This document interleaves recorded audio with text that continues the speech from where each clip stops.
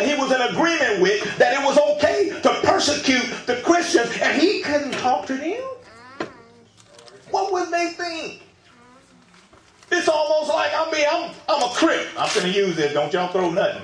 I'm just using it. See, okay, I'm a Crip. I'm wearing blues.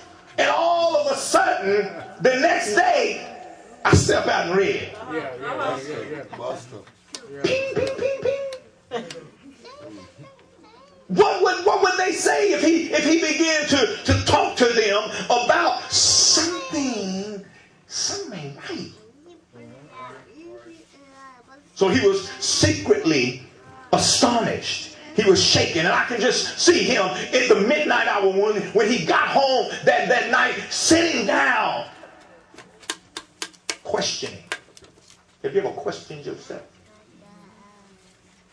Have you ever second-guessed yourself? Whew. When you get to a point where you begin to second-guess what you're doing, guess what? Ooh.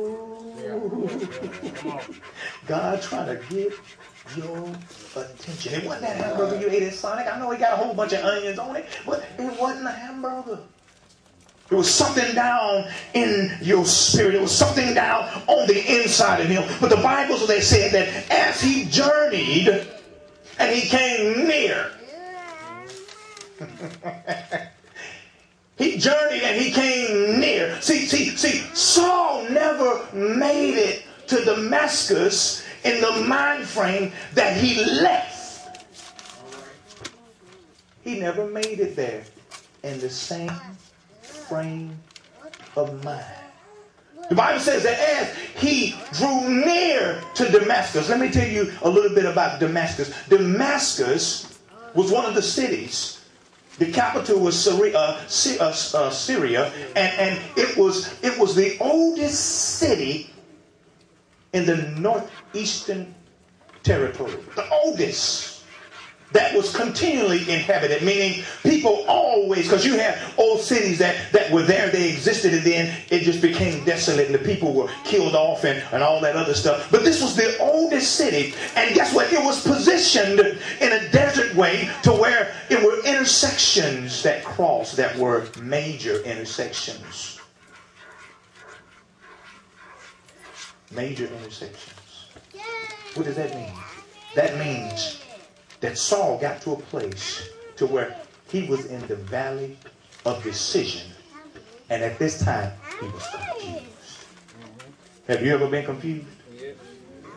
That's not a good feeling, is it? Not knowing which way I should go. Not knowing what I should do. Not knowing is a scary place.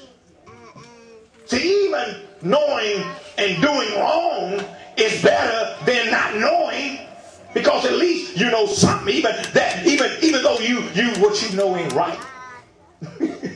Because this is where he was. He was doing something wasn't right.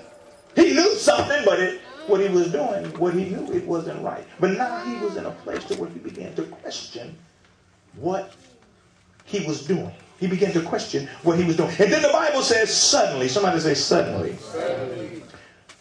The Bible says a light shined from heaven to the point to where it knocked him off of his beast. Then it goes on to say that those that were with him saw the light, but there was something that he heard that they didn't hear. Listen to me very carefully.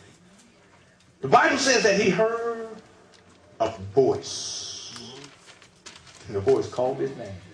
Saul. Saul. Why are you persecuting me? He just encountered and experienced a divine interruption. On his way to do wrong. How many can testify to that? Amen. That on your way to do wrong, something happened.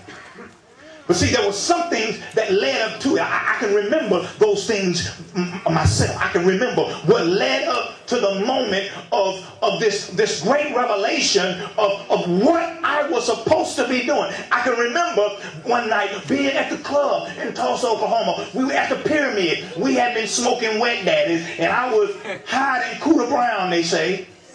Yeah. And all of a sudden, I started hearing people's conversation that was way up the hill. Yep. It's like I had bionic ears or something. Like, what in the world? And when these individuals, I knew them, when they came down, now it was way up the hill, y'all. When they came down, I told them the conversation they held. And they thought I was tripping until one of them said, well, how did you do that? And I was like, I don't know. I just know what I heard. And guess what? Y'all ain't going to do that. Devil is a lie. You know, well, of course, I didn't use them words. It was some other words. But that right there began some things turning in my mind. What meaning is this? What's going on? I was like, boy, this is some good stuff. I think I smoked some more. You know, so, and then I remember just standing one day, you know, in Morningstar Apartments, that, you know, it was New Jack City in Tulsa, Oklahoma, this Morningstar Apartment, and I'm standing there, and I began to see things start moving in slow motion.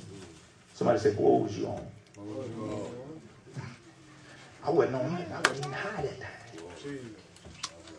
And I started seeing things just, and I was like, what in the world is going on? And then, this last encounter, it is when with my smart self, I went and I conned some young guys. They was new on the set. You know, they was green. And I conned them. I had a little bit of talk game. I could talk, you know, to strike off your drawers probably. But, you know, I said, I do this.